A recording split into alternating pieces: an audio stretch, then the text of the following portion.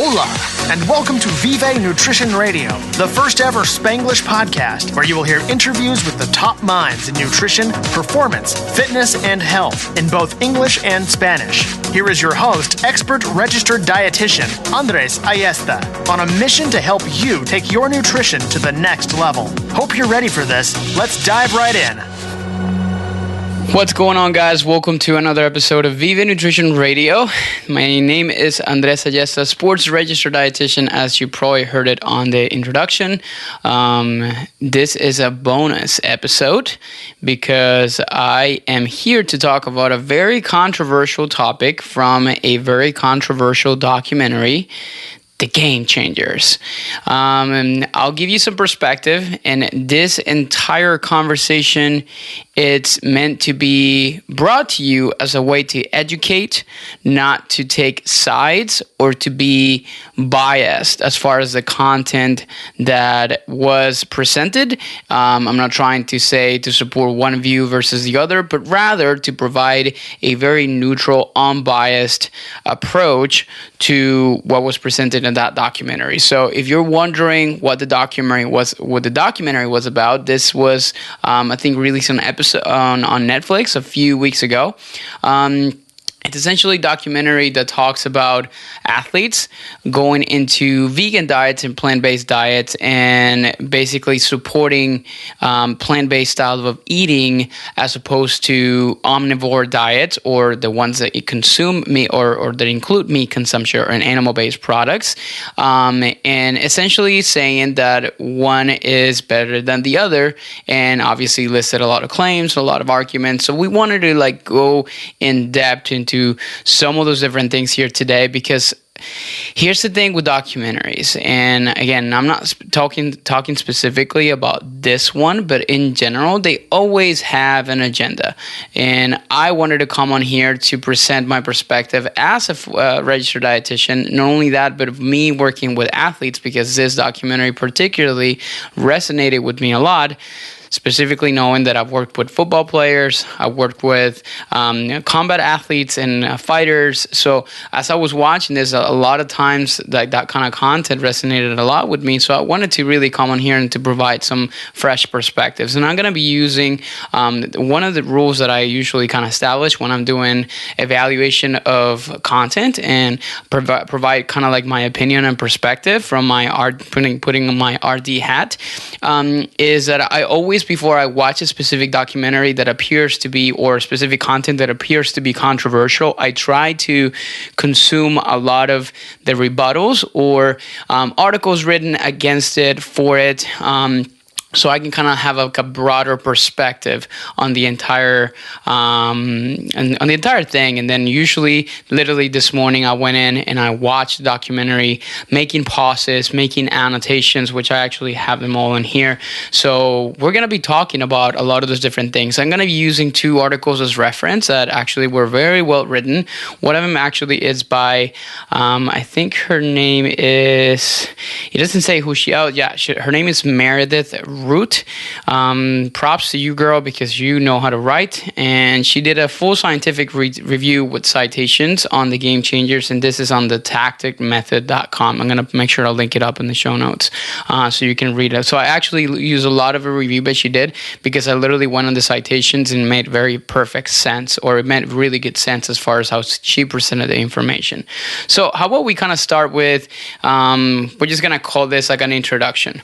I am not a dietitian that supports one or another method. I try not to be, and a lot of times people tell you need to be polarizing just to make sure you kind of like only serve a specific part of a population. And for me, that is bullshit. I like to obviously take a neutral stand, and you will never hear me talking shit about a specific diet or this or the other unless I fully understand it.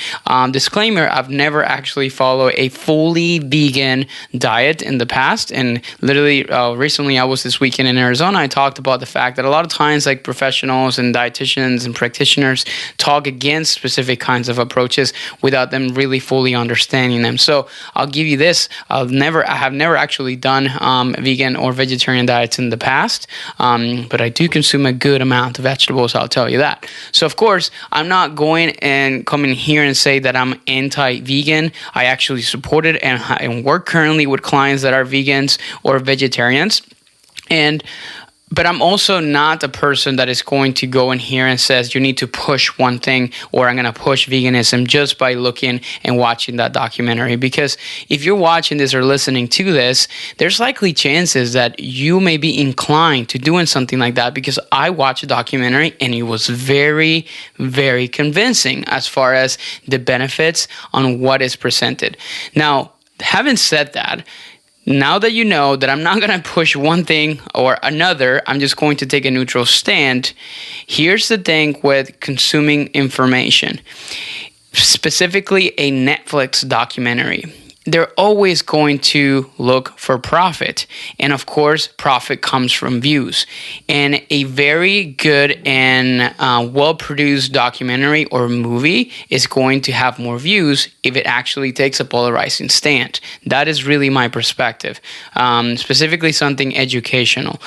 A lot of times it's not the case. A lot of times it's very neutral. This one, unfortunately, for me, had a specific agenda to prove a specific point. So whenever there's an agenda in documentaries like The Magic Pill, which supports ketogenic diets, or an agenda such as, for example, What the Health, Forks Over Knives, they're trying to push a specific perspective and trying to educate you, only showing you points that actually support that notion or support those hypotheses in question. And a lot of times when you look at that, they only present that side of the story without necessarily looking at the whole data set as a whole. And that's exactly what I'm here today. I'm not going to go in depth into every single one of the claims. I'm going to briefly mention what my perspective is. I'm going to put some citations down in the show notes. But please, as you're listening to this, if you are vegan, do not feel offended. But if you're also a person that consumes meat, do not feel offended if I tell you that maybe you need to be consuming more, plant-based type of eating. But let's get into it, right? So let's first kind of let me take a little sip of my coffee, because, this conversation is going to get really interesting. And kind of have a really interesting conversation about this entire topic. So let's talk about the documentary first. So this was, again, as I mentioned earlier, this is narrated by James Wilkes. He's a former UFC fighter, or current UFC fighter, and he's an elite special forces combat trainer. So he kind of goes around the world teaching you special forces how to defend themselves and things like that. So he got hurt after, obviously one of his titles as a UFC fighter. And throughout this time, he claims that he spent about 1,000 hours digesting a lot of information and reading research articles and figuring out the best ways that he could recover as an athlete so he can get back into his game. So, of course, in that 1,000 hours of research, what he found was that plant-based eating was the best way to go or being vegan was the best way to go for supporting what he was looking for to get. So let's actually talk about some disclaimers from here, as far as the people or the producers of this documentary. Here's the thing about this, and a lot of times, whenever I'm gonna obviously take a stand on not on pro of meat consumption or animal-based consumption, but a lot of times, in the vegan side of the community, they would actually say that certain articles are supported by companies that are, for example, the National Beef Foundation, the National Pork Foundation, the Dairy Council, and research is supported and paid by these companies. And of course, they're like, oh yeah, that research only wants to show you that this is this way. Well, the same could be said about specific companies. For example, there's a research study cited on this specific documentary, which was supported by the Hass Avocado Foundation. So, of course, there is a need. There's obviously going to be a push on there. But specifically to the people that made this documentary, we're talking about, for example, James Cameron, big name producer. He produced things like, I think it's Titanic, Avatar, movies like that. So, of course, it was a very well-produced documentary. So, actually happened to find out that he is the founder and CEO of a company called Verdian Foods, which is an organic pea protein company with the goal of becoming the largest pea protein fractionation facility in North America. So, of course, this is obviously something that would promote increased, plant-based consumption. So, of course, it supports him as well. His wife, I believe, or I don't know if his wife, she's also the founder of that company. You have Arnold Schwarzenegger, of course, he's very passionate about veganism. We have a lot of doctors that have written some way, shape, or form, some books that support either plant-based eating or lead specific vegan groups or communities and things like that. Again, nothing wrong with this, but I think we need to, if you're going to make a documentary, you need to take people that actually can be unbiased, or they can kind of take both stands, or at least put people in there that can actually talk on both sides of the equation. So, needless to say, even though the scientific advisor is not a registered dietitian, in the actual documentary, at no given point, there's an actual dietitian speaking, unless actually there's one time when he talks like, oh yeah, you need to, so we're saying like we don't really need to lower our meat consumption, and she says, no, you don't need to, which again, I disagree with. So again, there's like so many different things that kind of come into play as well. But I just also wanted to kind of tell you about, some of the people that are behind this documentary, some of the people that were quoted. Again, a lot of doctors, like no dietitians, no nutrition experts. Just in case you didn't know, doctors usually don't have any formal training in nutrition. They only take 1 or 2 classes during their entire formation. So, of course, it would make more sense to put more registered dietitians explaining some of this stuff, or at least half of the contributors as far as this documentary. But anyways, so James actually talked, and he talked about his history, how he idolized Bruce Lee since he was younger, and he kind of starts the documentary talking about something that a quote from Bruce Lee that reads, "Research your own experience, absorb what is useful, reject what is useless, and add what is specifically your own." So, of course, this is like exactly what it kind of makes sense from the documentary perspective. He wants to, you research like this entire thing, which they did for you, absorb what is useful, reject what is useless, and add what specifically to your own. So, of course, that is kind of like the preface of the entire video. But they go into history and they start talking, and obviously this is like the claim number one, which I guess we're just gonna call, we're just gonna count them in here on the board. So number one, you have the historical background, and they go in to say that gladiators, which, back in, years and hundreds of years ago, they were plant-based or they were vegan. And they basically found that out because some of the researchers, they started to look at bones, and archaeologists started to look at bones, and they found that there's a specific non-scientifically validated method to essentially understand what was like the diet of our ancestors and it's based by or they basically look at content of strontium. And strontium, I hope I'm saying that correctly, is affected by the diet composition of the person in question. So basically what they did is, whenever you put, and I just want to make sure that I kind of here see my notes, so, for example, a carnivore diet, which is highly, meat consumption, it's going to have lowest strontium, and it's going to create, essentially, when you burn it, a very red flame. So, this is, for example, a predator. Sorry, I don't even know what I'm speaking here. But for example, plant-based diets or plant-based eaters are going to have kind of a relatively higher amount of strontium, and of course, the flame is not going to be fully red. So, of course, when they look at the bones of specific people from the gladiator communities and stuff like that, which there was a specific area or that they conducting a lot of excavations and things like that, and they found that people or the bones or the remains that they found in there, they actually had pretty low levels of strontium. So they had the red flame, and they immediately said these people were, or actually no, the people that they found, they had very low levels of strontium. So,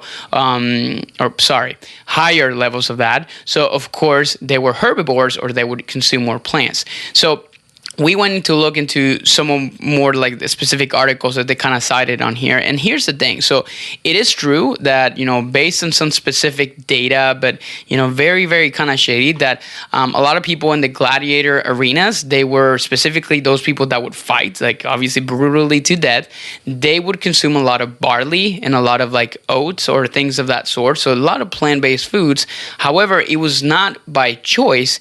Simply, it was just to explain, well, gladiators were like kind of like the very lowest common in society. Like they were like the people that would put them in there to kill themselves, but not necessarily like the top of the line or like the high end society or anything like that. And of course, meat was something exquisite. It was something expensive and not something you would give to a gladiator. So that's number one. But on the second part too, they also said that supposedly like the main idea behind adding more of these kinds of things, it was essentially to make sure that they fatten people up. So by adding them a lot of more plant-based foods and carbohydrates, because a lot of times whenever like they were kind of having cuts and things like that, it was just more appealing for the audiences as they were actually presented it. But I'm not going to get too much into that. This was obviously very controversial because again, you're just kind of basing it all off on the contents of the bones into some of these like populations, and it's kind of like how do you really kind of look at that?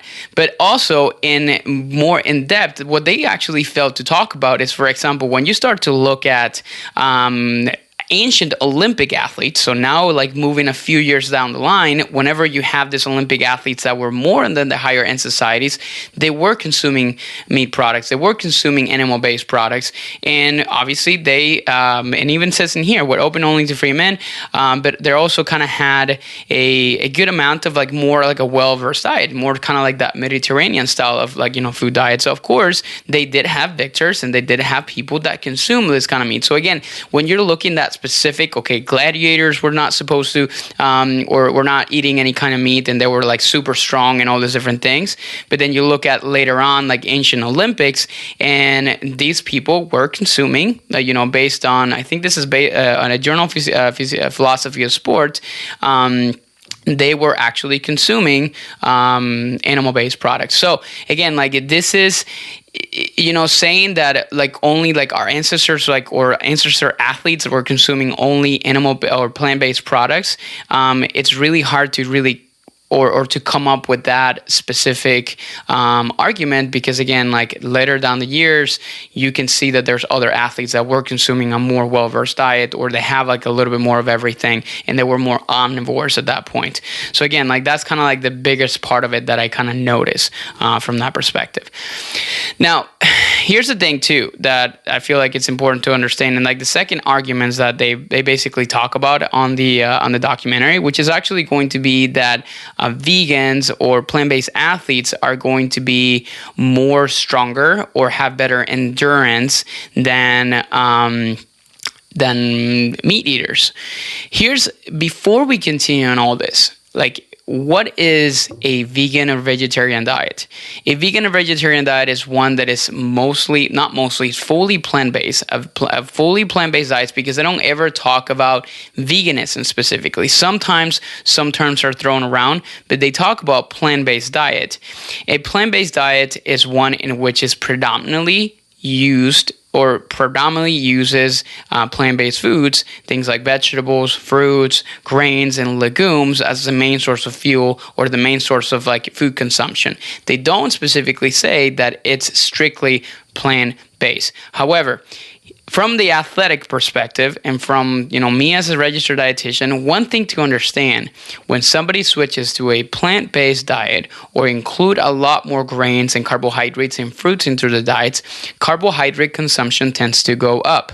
So when you're looking from that perspective, performance automatically should and will go up, because obviously, that we know based on, very, intensive research that, over the years, the carbohydrates are a big source of fuel for the body in people that obviously are involved in sports. So, of course, when you look at plant-based eating and plant-based diets, because I just feel like in this documentary, they talk a lot about, well, like for example, like a lot of athletes, they have this notion that energy is yielded from meat. Energy is yielded from protein. Me as a registered dietitian, we know that is not true. You can yield energy from amino acids, but your body's not predominantly designed to do that. It's more predominantly determined to use in a normal kind of like whole foods approach to use carbohydrates as a main source of fuel. So they just kind of start saying that, oh, well, athletes think that protein, well, that's obviously good education. Yes, energy is not yielded from protein predominantly, it's actually yielded from carbohydrates. So when you start including more fruits and vegetables and grains and unprocessed, unrefined kind of carbohydrates, you're going to get a lot more energy and you're going to therefore perform better. So they start to kind of citing a lot of different people here.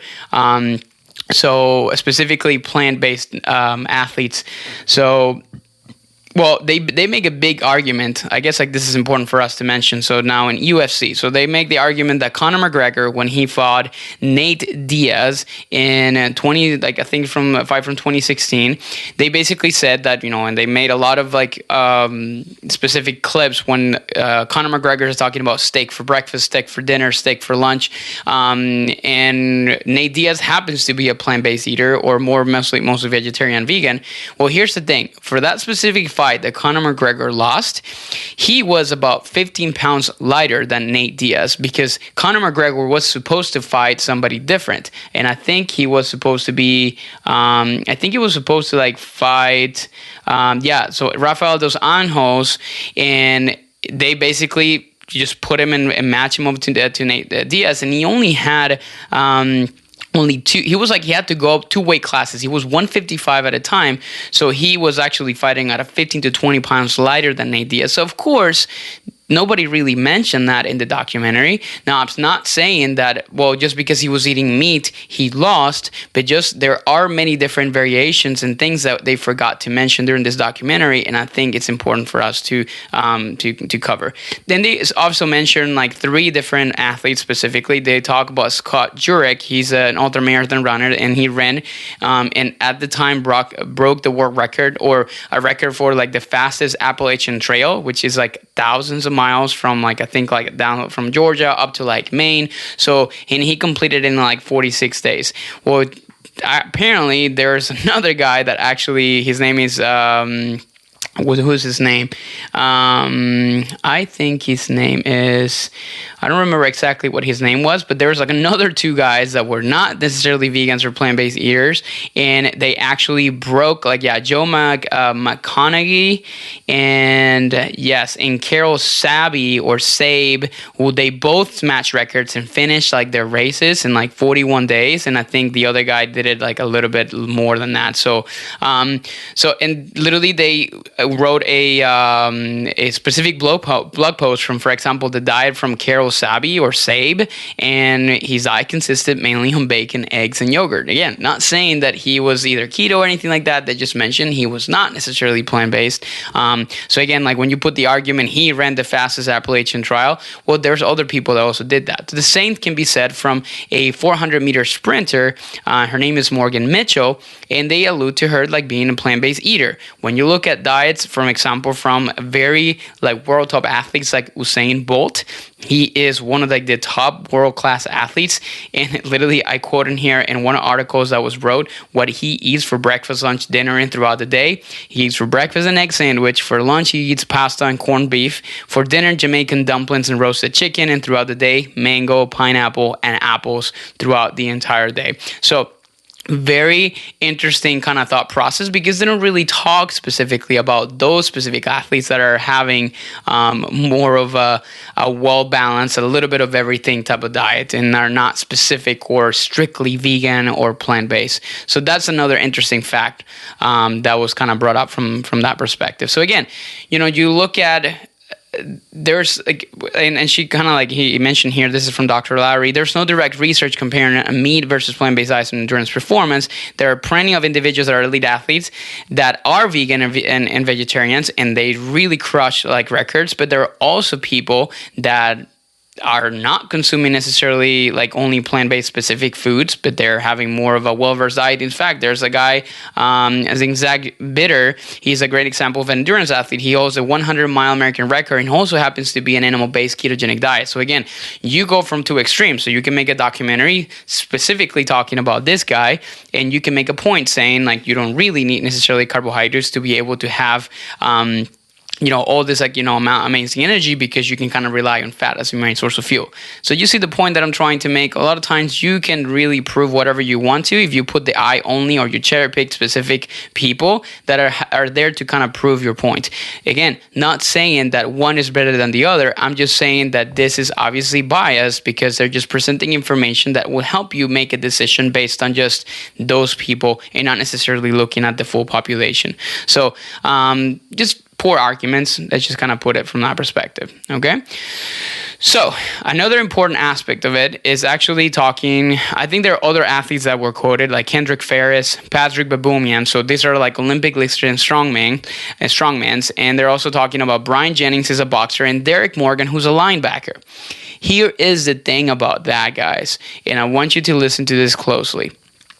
Nobody at any given point, they kind of differentiate the quality of their nutrition before they kind of started a plant-based diet. So they at any given point, they always talk about, well, they always like mentioning like fried chicken and like processed foods, fast foods, and switching over to a plant-based or vegan diet. They don't really necessarily say vegan, they just say plant-based diet, right? So when you go into like this extremes, but they don't really talk about something in between, obviously that kind of creates some questions for me as a registered dietitian, because there's, again, like they're trying to get you to, in any documentary that pushes one side or the other, they're trying to get you to go from extremes. They go from like point A, or kind of like going like a very long distance, and you're not really trying to, or you don't really understand really what are some of the smaller steps that you need to be able to take to be able to get there. So going from a diet, because I think like Kendrick before, and I literally quoted in here, his wife mentioned Kendrick Ferris, he would eat a lot of different foods pre-epiphany. So he had this epiphany that he needed to eat only plants. He loved burgers and all things you can think of when you think of Olympic athletes, meat. So I didn't think he was going to stick with it, but years later, obviously made him feel better. He switched and cleaned up his diet. So he obviously kind of stopped eating the burgers, the fried chicken, and all those different things, which obviously highly processed foods, a lot of refined carbohydrates, a lot of vegetable oil consumption, and then started to reducing that and replacing it with a lot of vegetables. Clearly, you're going to have an improvement in performance simply because of the fact that you're getting more micronutrients, you're getting more carbohydrates that are supporting your performance efforts, and that is, my friends, one of the probably the main reasons why you get this kind of advantages. Am I saying that plant-based and vegan diets are going to have a superior or are not going to have a superior effects? Absolutely not. Maybe we just don't know it yet if there's going to be more, but or kind of like a superior effect, comparatively speaking, to, for example, somebody that is consuming, a omnivore diet, eating a lots of plants and foods, like I call it like at least like 70% coming from like whole grains and fruits and vegetables, and some meat consumption or some animal-based consumption.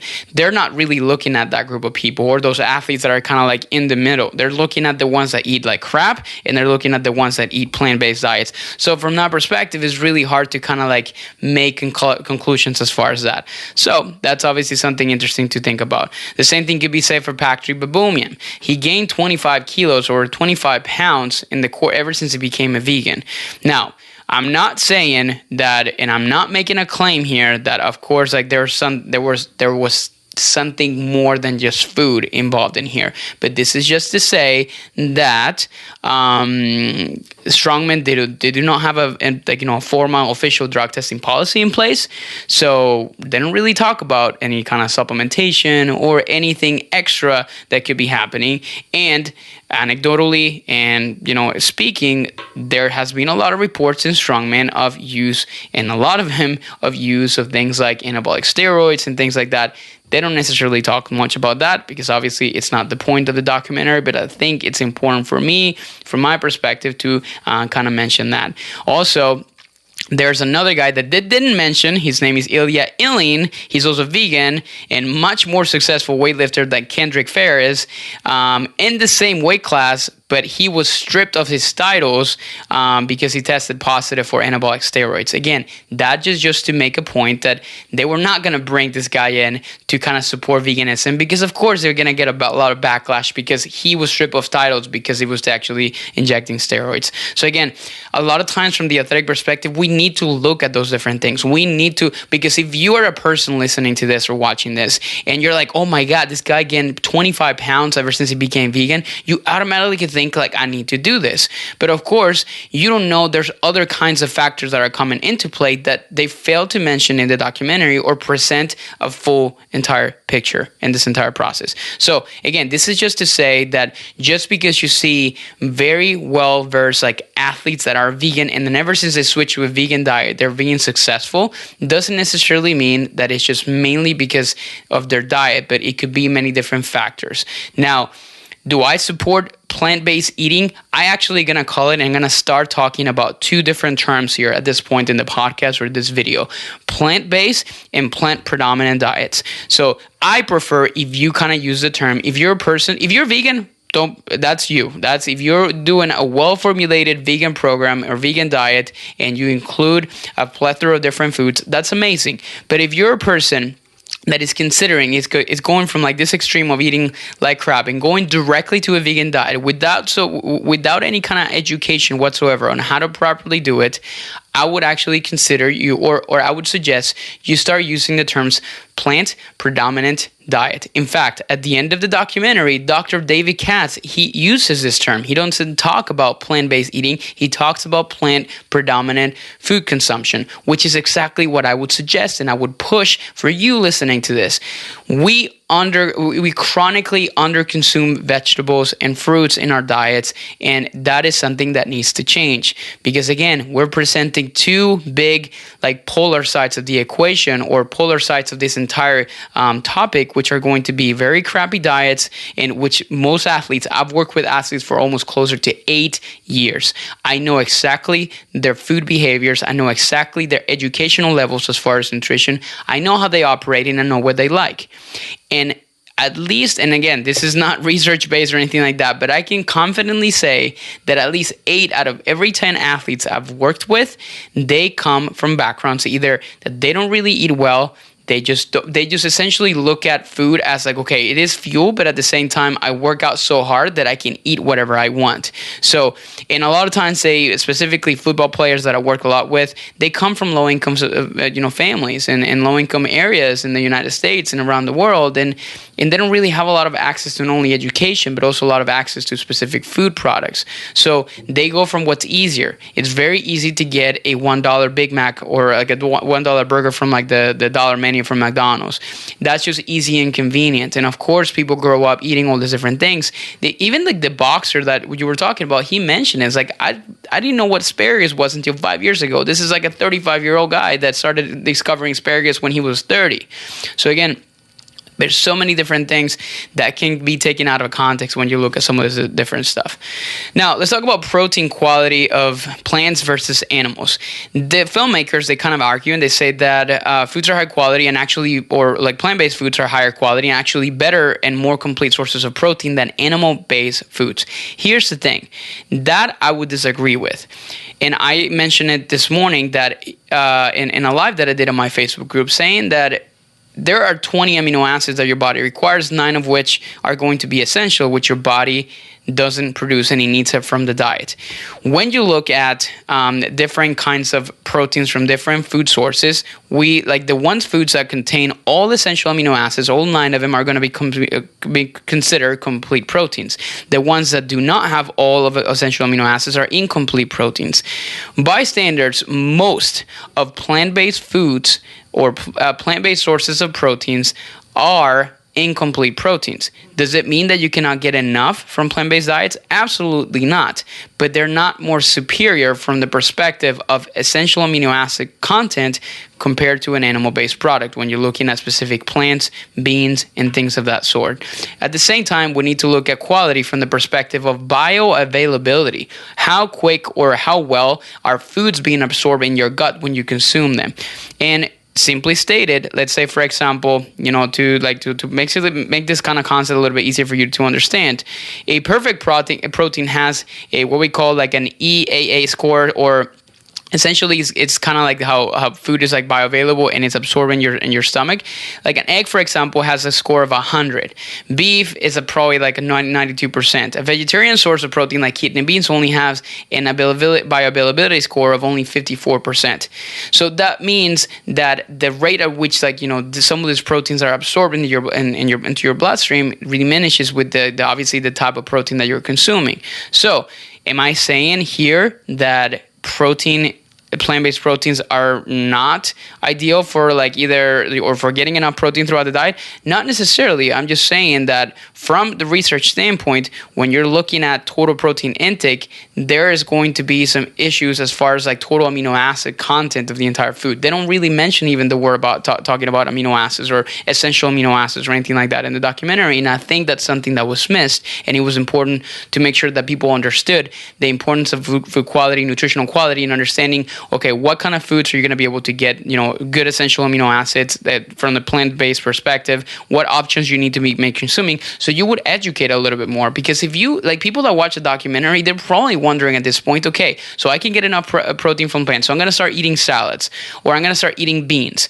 Perfect. Now, is beans the only kind of source of protein that I need to be consuming? Maybe you need to be consuming more options. Maybe what kind of beans do I need to be having? Well, if you're doing a well-formulated vegan program, you need to make sure you're getting a combination of them. Lentils, chickpeas, pea protein, black beans. At the same time, getting good grains that may actually have a higher content of specific carbohydrates, but also good amounts of proteins like quinoa, farro, brown rice, options like this too. So again, like they don't really mention, or they don't make a correlation, or they talk specifically about some of the different things. And I feel like that's something that was missed, that I feel was important to kind of like consume.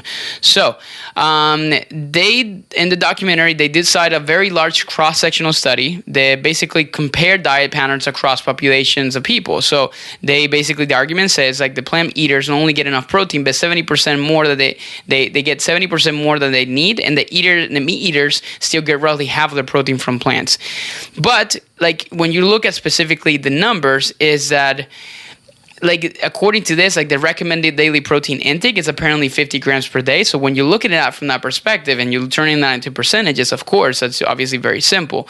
So a lot of times, like it's really difficult on how you kind of establish, this correlations and how you present the data. You can look at a study and you can kind of establish a conclusion based on some findings that you see from that study, but you can kind of completely twist it based on other information you find within the study, just to make sure that you're supporting your point. So that is like very important for us to kind of consider as far as that. Now, the rest of the documentary talked a lot about things like, for example, endothelial function test. So, what does that mean? So basically what happens is that your blood vessels, as they explained in the documentary, is that they essentially, the endothelium is kind of like muscles. It's like a smooth type, what we call like smooth muscle in your blood vessels that they constrict or they dilate. So if they dilate, you have more blood flow going through them. If they constrict, they have less blood flow. So of course, when you have less blood flow, you have less oxygen going to working muscles. And of course, performance diminishes because there's just less oxygenation to those specific working muscles, as I mentioned. So what they're saying in their argument here is that when you, and they did this based on like a test that they did on 3 key athletes from the Miami Dolphins like organization, and this all they did was essentially they brought them in one day and they put them in separate 3 different seats and they gave them 3 burritos. Now there's a guy in there that was vegan and plant-based, and he was giving on day 1 his bean burrito. Also, on the other side was a chicken burrito, and the other side was a beef burrito, right? So you have obviously chicken, you have beef, you have beans. The other 2 guys, they mentioned all they like to eat was papayas, fried chicken, and all these different things. This guy, plant-based eating, they didn't really mention what he was eating normally. They brought them in the next day, and they give him the same plant-based burrito to all of them.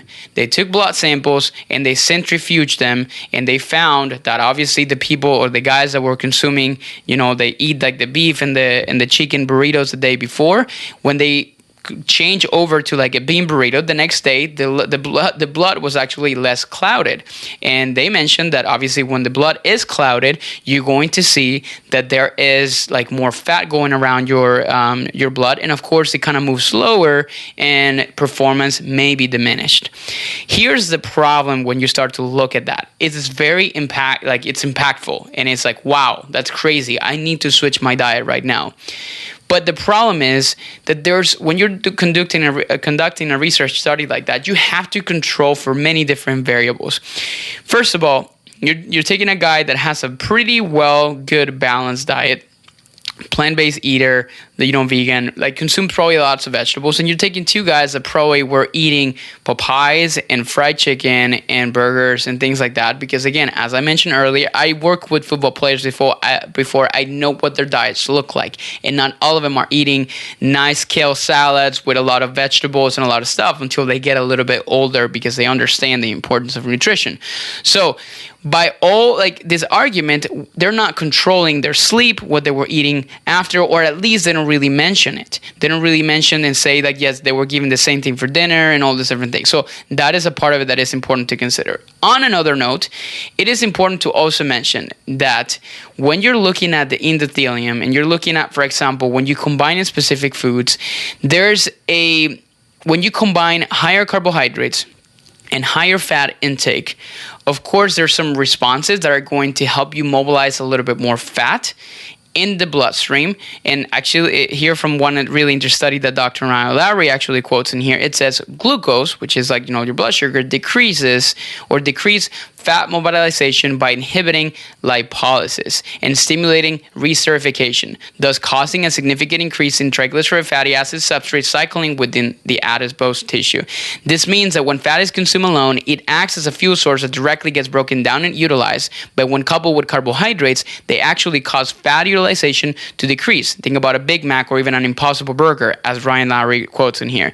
In this study shown in the documentary, the individuals consumed both high fat and high carbohydrates in the meat condition, which likely contributed to the decrease in fat utilization, hence the cloudy blood. The bean burrito clearly had less fat than the meat-based burrito and didn't have the same impact not because of the meat, but because of the low-fat nature. So while the base was the same, the meat burritos had what appeared to be, again, and I think this is pretty accurate, 3 ounces of meat plus 2 to 4 tablespoons of shredded cheese, in contrast to the bean burrito, which had about the same amount of beans, but no shredded cheese. So again, you're talking about 13 to 20 grams of fat in one condition with the steak versus only the bean burrito that may only have only 0.8 grams of fat. So again, and they use a study specific that talks about how avocados modulate postprandial, which is after eating, vascular reactivity, again, your vascular, it's your vessels, and postprandial inflammatory responses to a hamburger and a healthy volunteer. So they're comparing two different things here too. To basically, the study was to show that consumption of plants with meat lowers inflammatory responses versus obviously consuming it the meat alone is going to make a bigger impact. Of course, this is a study that was sponsored by the Hass Avocado Foundation. They were obviously supporting consumption of that. But again, this is obviously besides the point. I just wanted to point out, this guy that did this kind of study, Robert Bogle, he just basically says that consumption of high consumption of higher fat meats is going to cause this. The problem, like I said, is that they look at specific, in a lot of the studies that they cite in here, they look at overall higher fat consumption. They don't really allude specifically to meat consumption.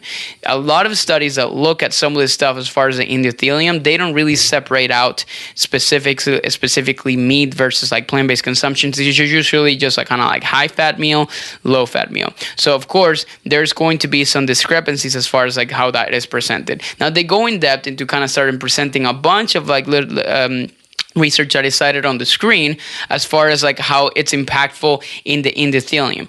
Here is the thing, guys. The problem that it kind of exists from the perspective of endothelium and improving blood oxygenation, all the studies that they were citing in there, and literally, I think, what's her name again on this article that she wrote, Meredith Root, what she mentioned on here, which make perfect sense, is that all of those studies that that kind of talk about the opposite effect of meat and the endothelium function. So essentially how it improves blood oxygenation and kind of like helps that smooth muscle within like your endothelium and your vascularity actually improve.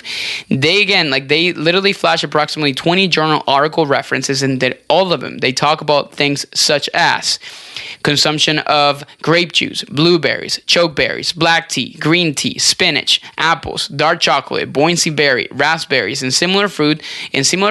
They can all, I agree, improve endothelial functions, increase phenolic metabolites, and all these different improvements in vessel function, lowering blood pressure.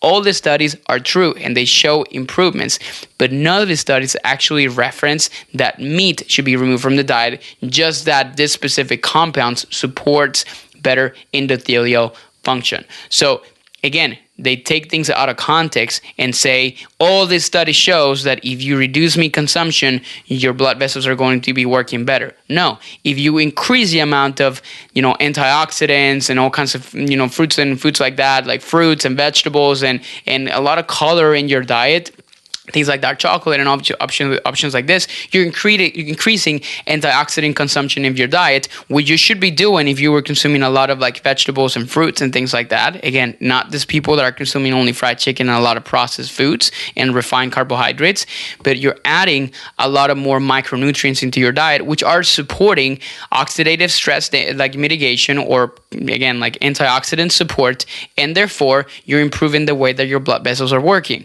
So what is like the takeaway from this? If I was to redo that entire part of the documentary, is to say, hey, listen, you probably may not be wanting to combine like a lot of the refined carbohydrates and a lot of high fat foods. Instead, why don't you improve like the composition of your plate, including lots of plants, lots of obviously fruits and vegetables, whole grains, and at the same time moderate consumption of proteins, just to support like from animal-based foods if that's needed, to support your protein requirements.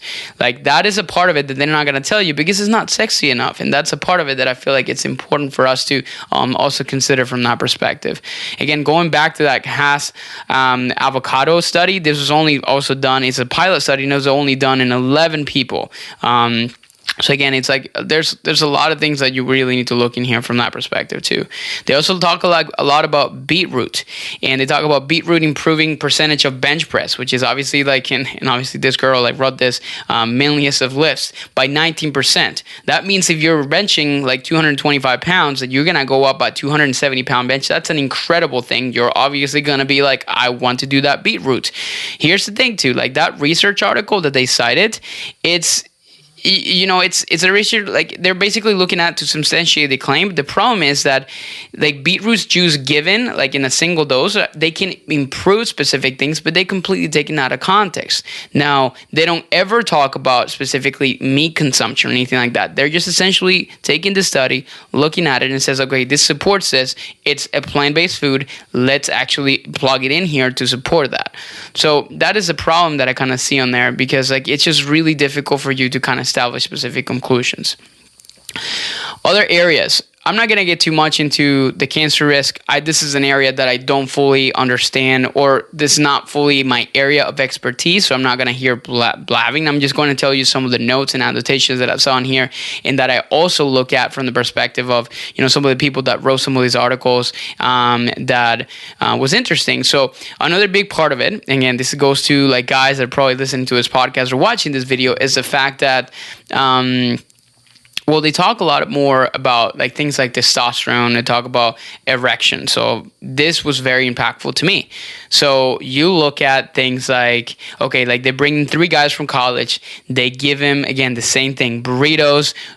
They are like have meats and all kinds of stuff like that. And the next day they give him burritos that are like plant-based. So they have both the options like that. They give him this little thing with this little rings that they have to put in their penis, and they have to do to different areas. And And what it does is essentially measuring how big the erection is, how long does it actually stays up, basically, throughout the night.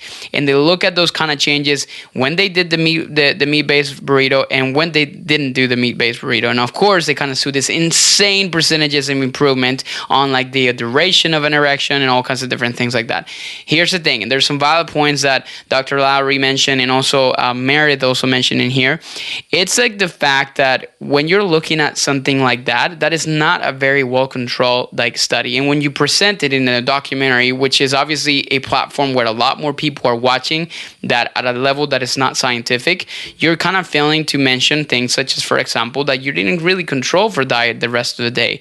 They don't really mention anything about sleep. They don't mention anything about, obviously, the first night, maybe it was really uncomfortable to be wearing that thing, and they adjusted to it the next day, and they feel more comfortable and were able to sleep a little bit better. Again, some of these different things are not really mentioned on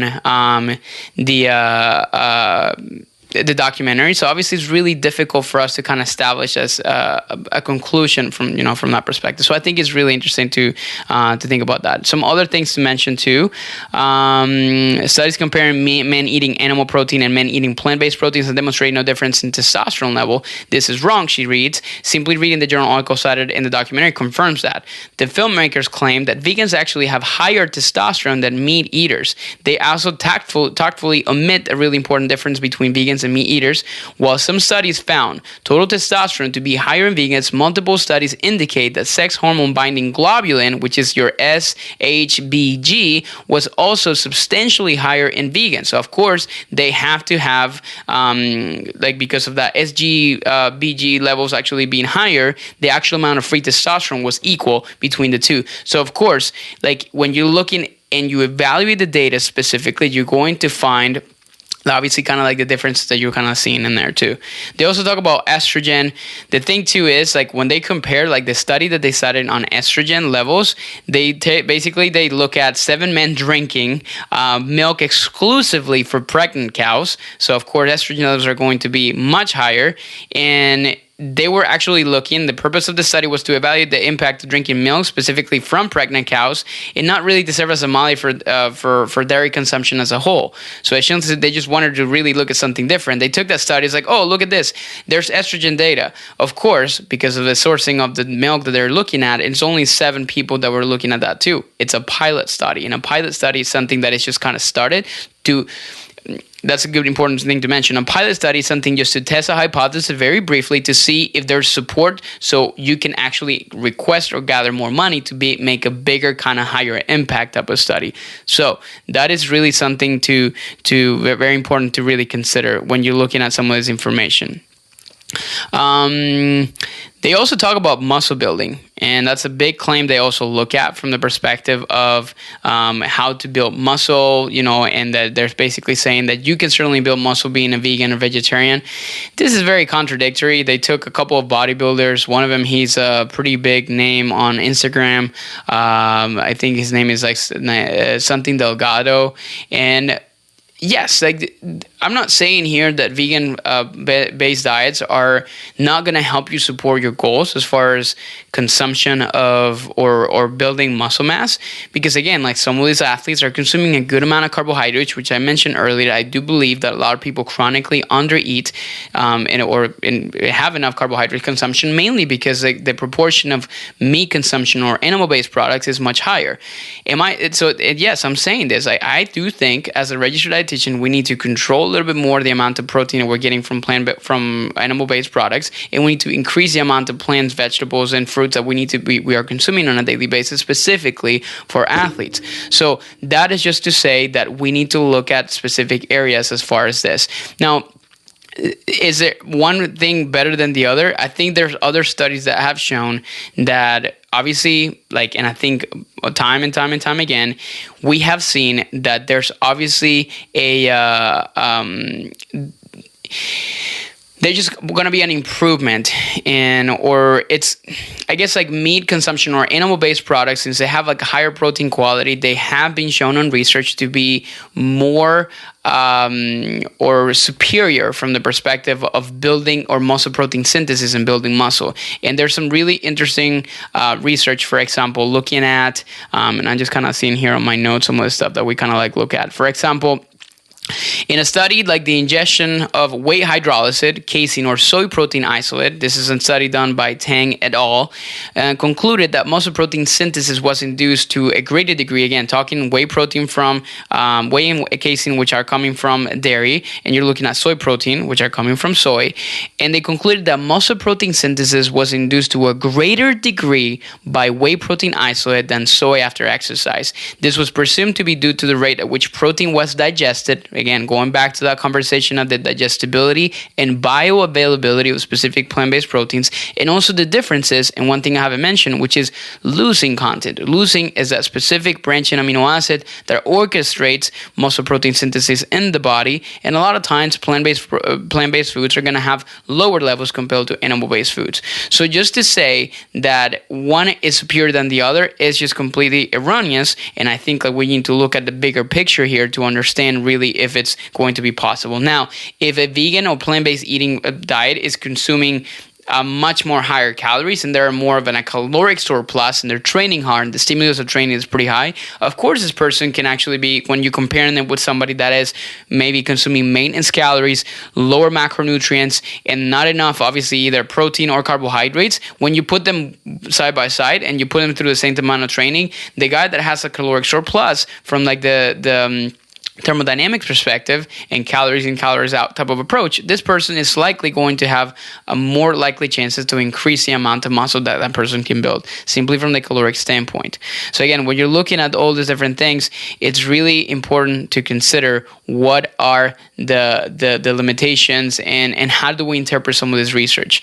I know, for example, that they also have been doing a really interesting study. I think they look at I don't remember what it is cited, but basically looking at the differences between whey protein and brown rice protein, and what they found is that you can get the same benefits from the muscle protein synthesis perspective, kind of like that on and off switch from both. The only difference is that you need much less of whey protein compared to like a brown rice protein, for example.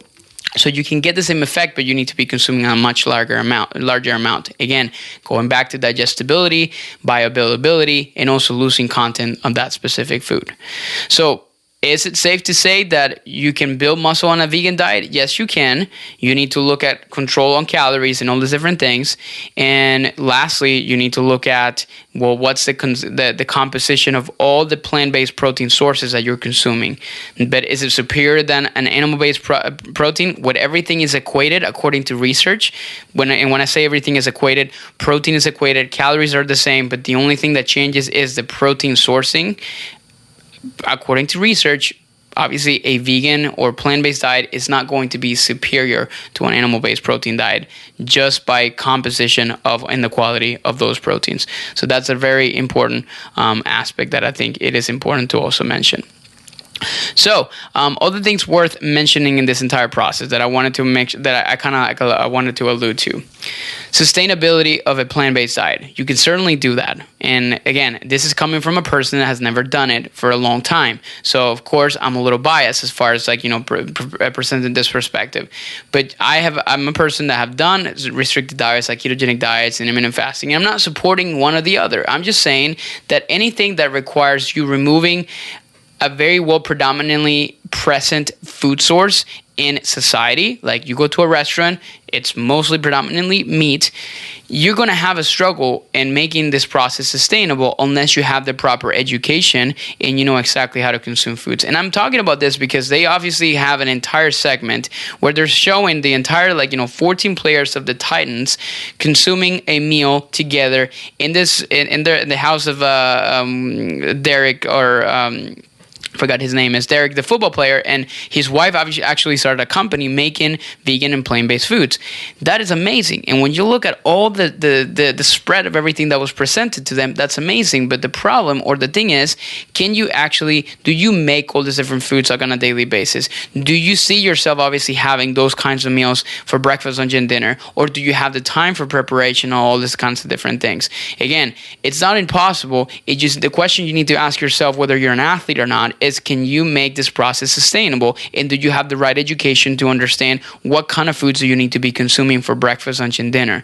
So if you make smaller changes and you say, you know what, I'm going to start including more Brussels sprouts, asparagus, salads, broccoli, cauliflower, beets, options like this, and maybe they're not even part of your diet right now, maybe that's a good step in order for you to kind of continue to accomplish that. Do you want to go more into the vegan plant-based route? Absolutely. I encourage you to do so, but obviously take the smaller steps that are going to help you to make this process sustainable. So that's a part of it that I feel like it's important to also mention. So make your diet a plant food predominant diet, as Dr. David Katz kind of mentioned it. The last part I wanted to mention, because I think it is also important, a lot of people are going to ask me about this, it's going to be what it relates to the global emissions and the environmental footprint that meat consumption had. If you didn't listen to my episode that I did with either Liv Iran, or actually I did talk to Dr. Alan Lowry about this, but also with Nicole Rodriguez. She's also a registered dietitian, and she does a lot of more advocacy as far as good farming practices and meat consumption and things like that. And we have looked at the environmental footprint of livestock and consumption of meats, and a really interesting research that sometimes gets misplaced or misinterpreted. So according to the EPA, which is the Environmental Protection Agency, they have produced data showing that agriculture as a whole only accounts for 9% of all greenhouse gas emissions. In the documentary, they talk about 18+% of gas emissions, which is erroneous. Whereas transportation accounts for 29%, and they also said that the gas emissions produced from maintenance of livestock and animals in the world is literally, I don't remember exactly how much, but it's like a lot more than actually all of transportation combined. This is a very misleading statement, because cattle-based farming, for example, only accounts for a very small proportion of that 9% that is coming from agriculture. In fact, when you're looking at specifically livestock category, beef represents only 2% of the total, at least in the United States, greenhouse emissions in there.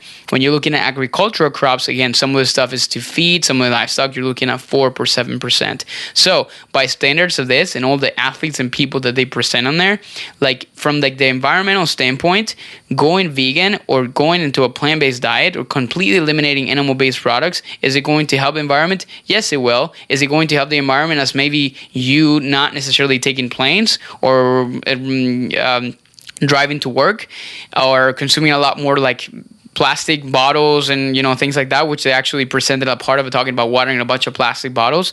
Probably not. And that is the biggest, obviously, misleading kind of factor. I'm not here saying that there's not an environmental footprint that cattle and livestock could have, but it's not as high as other things such as transportation, the technology sector, industry, and all these different things. And that's why a lot of times things get a little out of proportion. They also talk about water. And there's a really interesting infographic called From the Sacred Cow, and they basically said, and the title of this infographic reads, "Beef isn't a water hog." And I'm going to read and quote what she mentioned on here is, "Most of the droplets below," which I'm going to make sure a reference to this, which are only a few, represents green water or natural rainfall. Blue water, which are only 3 droplets out of a bunch, represent water that has been sourced from the surface or groundwater sources. Beef requires only 280 gallons ounce of blue water per pound. Again, blue water is going to represent water that has been sourced from the surface or groundwater.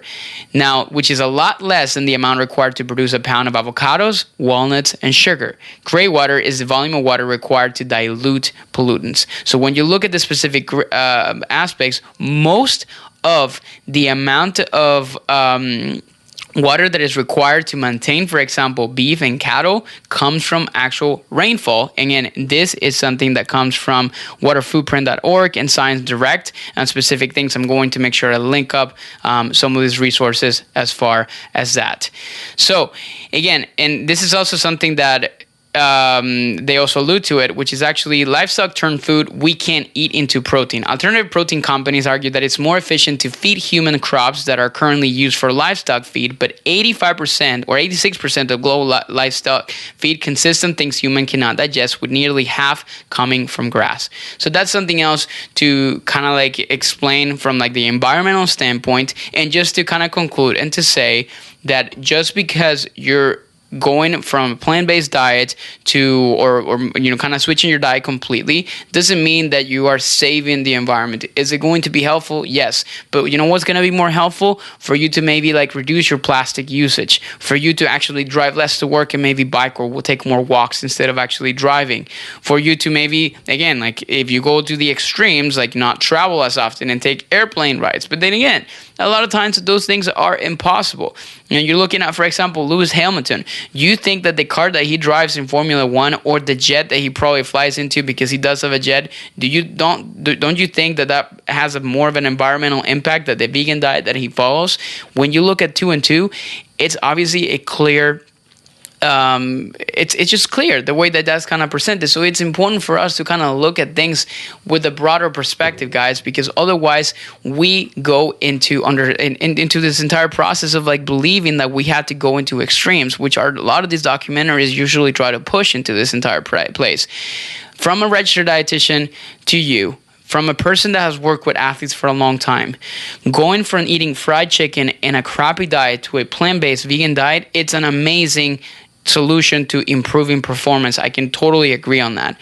The problem is that in between, there's a place for omnivorism. I don't even know if that's the right word to say it, but just being omnivore, which is consumption of all of it, in which we can actually live and thrive pretty well. And I've seen athletes improve in performance, and there's a lot of top athletes that are doing something like this, and they're not necessarily going into extremes. Do you like and would like to try out a vegan plant-based diet? I support it, and I personally would help you accomplish that, because I want to be able to help you like experience and experiment different things. As a dietitian, I encourage that to a lot of people. I don't necessarily turn you down and say, no, don't do that. Oh, you watch a documentary, go vegan. Should I go vegan?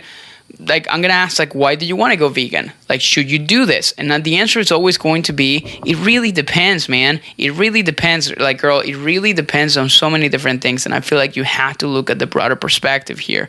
So if you ask me what is the main takeaway that you should take from that documentary, and literally one of my former clients, he texted me the other day. He's a quarterback from the University of South Florida. He texted me. He's like, should I go vegan? And it's like, what do you think? I was like, he said, I think I should need to be consuming more vegetables, period.